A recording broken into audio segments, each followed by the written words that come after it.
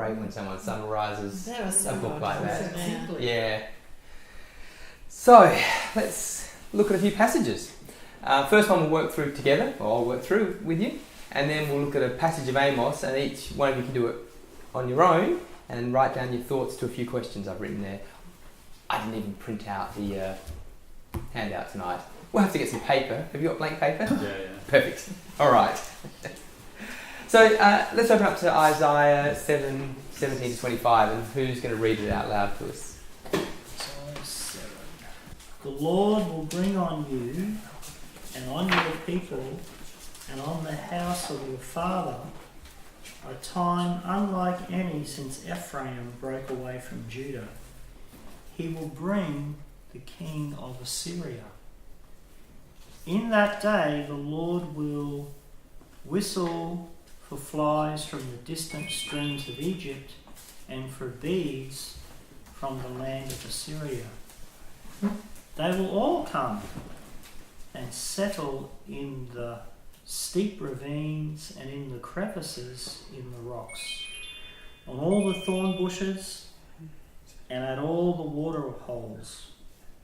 In that day the Lord will use a razor hired from beyond the river, the king of Assyria, to shave your head and the hair of your legs, and to take off your beards also.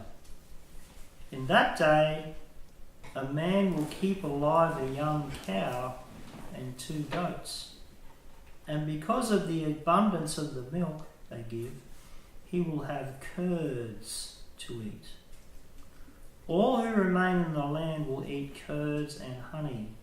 In that day, in every place where there were 1,000 vines worth 1,000 silver shekels, there will be only briars and thorns. Men will go there and bow an arrow for the land. For the land will be covered with briars and thorns. As for all the hills once cultivated by the hoe, you will no longer go there for fear of the briars and thorns. They will become places where cattle are turned loose and where sheep run. I guess if you just read that out of the blue, so you're doing some reading, it's hard to know what to make of it, isn't it? So let's work through some things that help us make more sense of a passage like that, so that we can actually give it meaning for our lives today. So it's always helpful to start with what's the context that this was written into? What was happening when this was written? Who were the audience originally? So this was a prophecy that Isaiah spoke to King Ahaz. Now he was the king of Judah, the southern kingdom. Yeah. Yep, around 735 BC. And Ahaz was worried about being attacked by Israel, the northern kingdom. And so he had paid tribute to Assyria, so another big empire, so that Assyria would attack Israel. And he put his trust in the Assyrian gods. He went up and visited Assyria and he worshipped Assyrian gods and brought them back to Judah, back to Jerusalem. And that's actually, you can find that in 2 Kings 16:7 and 2 Kings 16:10. He did that rather than remain faithful to the God of Israel, to Yahweh. So that's what was happening. That's when this was said to him. Isaiah came to him and said these words to him. So that's the historical context. Now the literary context, if you remember, is looking at what's happened just before and just after in the book. So if you look at Isaiah 7:17 to 25 in isolation, it makes less sense than if you look at it in the bigger local picture. So if you go back to the beginning of Isaiah 7 and try and get a handle of what's being said just before this, you'll see that in Isaiah 7, 1 to 9, Isaiah is saying, Ahaz, you don't need to fear your enemies if you trust God. So in other words, you don't have to fear an attack from northern Israel if you trust God. God will protect you.